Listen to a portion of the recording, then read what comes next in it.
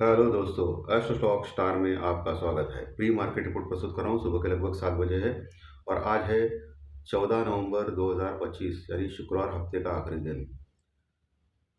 सो हम लोग डिस्कस करेंगे लेवल्स, न्यूज़ और रणनीति कि आगे क्या कर सकते हैं, कौन से सेक्टर्स आज परफॉर्म कर सकते हैं।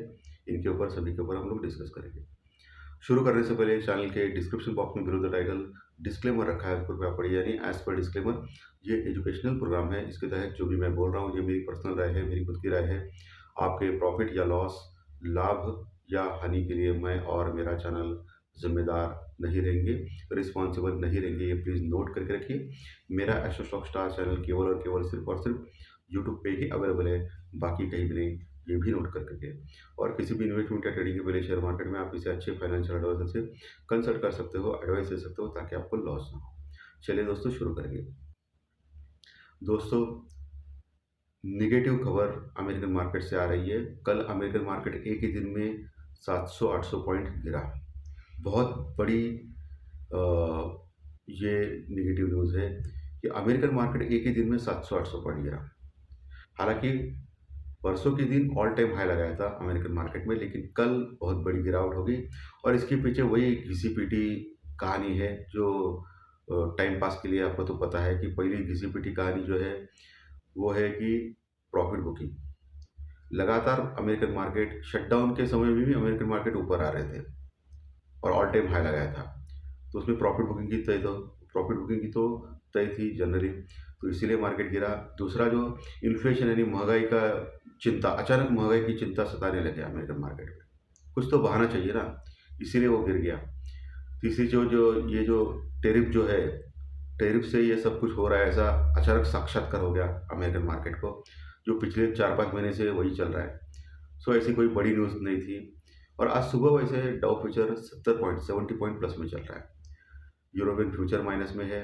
हमारा गिफ्ट निफ्टी 115.115 115 पॉइंट माइनस में दिखा रहा है। यानी हम लोग बड़े गैप डाउन से ओपन हो रहे हैं, ऐसा संकेत दे रहा है। सुबह 7 बजे, अभी 8 बजे अलग, 9 बजे अलग, और ओपन होने के बाद कुछ अलग हो सकता है।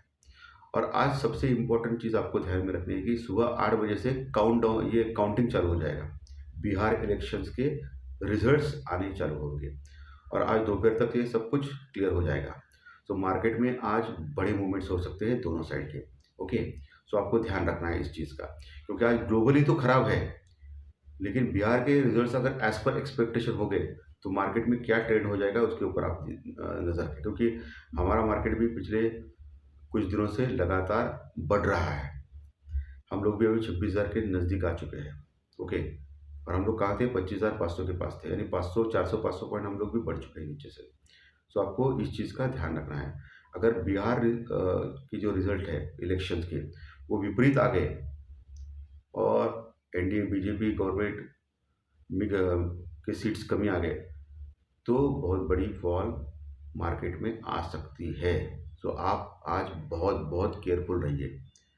और मार्केट में एज पर रिजल्ट आ गया तो ऑलरेडी ये मार्केट बढ़ चुका है 400-500 पॉइंट। सो इतना ज़्यादा रैली नहीं होगा, लेकिन कुछ गड़बड़ हो गया, एग्जिट पोल और इसके रिजल्ट विपरीत आ गए, तो बड़ी गिरावट हो सकती है। सो आज बहुत बहुत केयरफुल काम करें, प्रॉपर हेजिंग करके ही काम करें, ऐसा मुझे लग रहा है। बाकी सब आपकी इच्छा। तो मार्केट में पुट कॉल रेशो जो है निफ्टी का, वो 1.10 के पास है, एक के ऊपर ही है। सो ठीक ठाक है, ऐसा कुछ फर्क नहीं पड़ा है।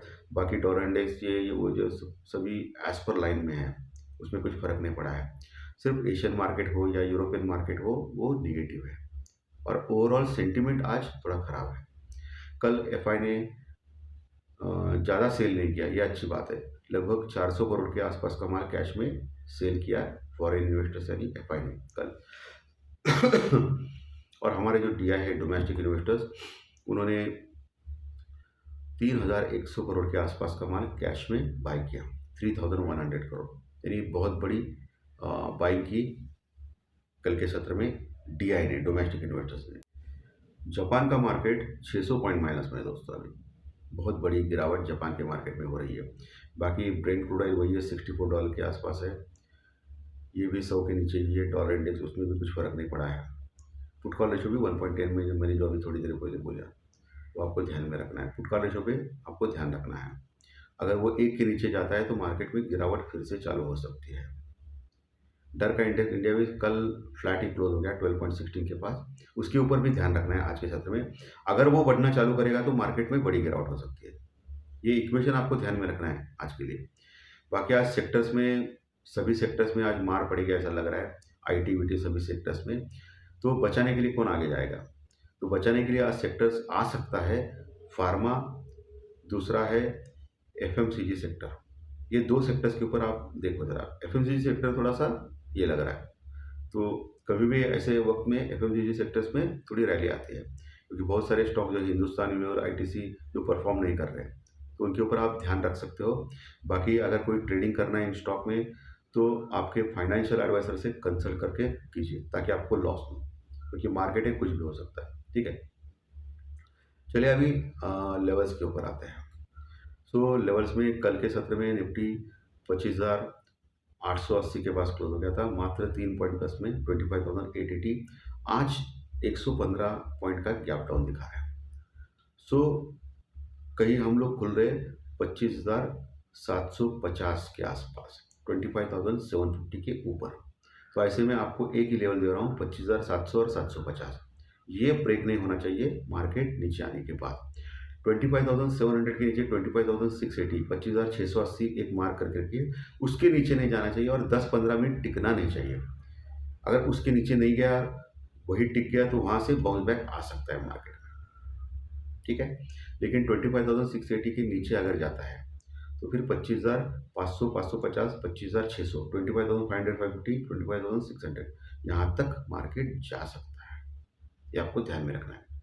ओके, ऊपर का लेवल अगर इनकेस बाउंस बैक होता है ऊपर, तो ऊपर का वही लेवल है 26,000, 26,050, जो कल का जो हाई था 26,000 के ऊपर का, वो अभी रेजिस्टेंस रिकॉर्ड बन चुका है। वहाँ कॉल राइटिंग हो गई और आज फिर से कॉल राइटिंग होगी बंदी करना, क्योंकि पूरा ग्लोबल नेगेटिव है। ठीक है, सो इस चीज़ का भी आपको ध्यान रखना। आज डाउ फ्यूचर का भी यही था, एकदम बढ़ गया था 100-150 पॉइंट सुबह, लेकिन फिर से अभी नीचे आ रहा है और बहुत ही फास्ट नीचे आ रहा है। सो ये डेंजरस है। प्लस बिहार के आज इलेक्शंस के रिजल्ट डिक्लेयर होने वाले हैं, ये भी एक अनसर्टेनिटी है कि आज क्या होगा। ठीक है, सो आज शुक्रवार बहुत ही डेंजरस होगा, मार्केट में फ्लक्चुएशन बहुत होगी शुक्रवार में स्टॉक मार्केट में। सो इस चीज़ का आपको ध्यान में रखना है। मार्केट में फ्लक्चुएशन यानी डेंजरस, कभी भी मार्केट नीचे गिर सकता है या ऊपर आ सकता है। सो आपको बहुत ही संभाल कर काम करना है आज के सत्र में। वही बैंक निफ्टी कल लगभग 107 पॉइंट प्लस में क्लोज हो गया था, 58,380 के पास, 58,380 के पास। 100 पॉइंट गैप डाउन लगभग, तो यानी 300 पॉइंट नीचे खुल सकता है बैंक निफ्टी। तो ऐसे में 58,000 का लेवल बहुत ही इंपॉर्टेंट रहता है। सो 58,000 का लेवल आपको वॉच करना है। 58,000 के नीचे अगर जाता है, टिकता है, तो फिर 57,800, 57,800 ये लेवल तुरंत आ सकता है। उसके नीचे अगर निकलता है 10-15 में टिकता है तो 57,500, 600 ये लेवल आ सकता है। 57,500 से 600 का लेवल, ये बहुत इंपॉर्टेंट लेवल है। 57,500 यानी 57,500 के नीचे जाता है तो बड़ी गिरावट बैंक निफ्टी में आ सकती है। ये आज के सत्र में ध्यान में रखना है। ऊपर का लेवल जो है बैंक निफ्टी पे, वो तो आपको पता है, ऑल टाइम हाई का लेवल 58,600 का लेवल, वो एक रेजिस्टेंस रिकॉर्ड बन सकता है आज के सत्र में। और कल का भी हाई 58,615 का था, वो आपको ध्यान में रखना है। ठीक है, सो दोस्तों मैंने सब कुछ बता दिया है। सो आज बहुत ही केयरफुल काम करें, हफ्ते का आखिरी दिन है, और अगर ट्रेड नहीं करना है तो ट्रेड मत कीजिए। बहुत ही डेंजरस आज ट्रेड हो सकता है मार्केट में, इंडियन स्टॉक मार्केट में फ्लक्चुएशन हो सकती है, क्योंकि ग्लोबल बहुत ही खराब है, बहुत ही खराब है ग्लोबल। ये आपको ध्यान में रखना है। प्लस बिहार के स्टेट इलेक्शन के रिजल्ट भी आने वाले हैं। सो मार्केट में वोलाटिलिटी रहेगी, इसमें पैसा खोने का डर हो सकता है मार्केट में। ओके, सो आप बहुत ही सावधान काम करें। तो आज का सेशन अच्छा लगा तो लाइक दबाइए, कमेंट बॉक्स में कमेंट कीजिए, और जो नए दर्शक पहली बार चैनल देख रहे हैं वो सब्सक्राइब का बटन जरूर दबाएं, ताकि आपको आने वाले सभी वीडियो इसी चैनल के ऊपर सिर्फ और सिर्फ यूट्यूब के ऊपर जरूर देखने मिलेंगे। धन्यवाद, फिर मिलेंगे। Thank you very much.